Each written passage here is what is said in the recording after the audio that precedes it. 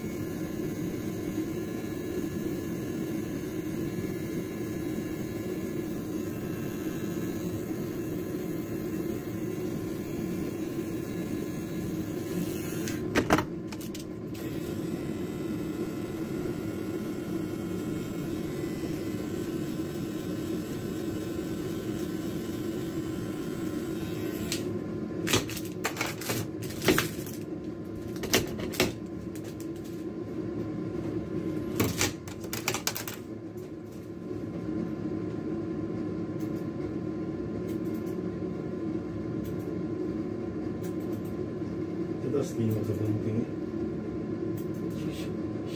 dengan apa? Sesuai dengan I can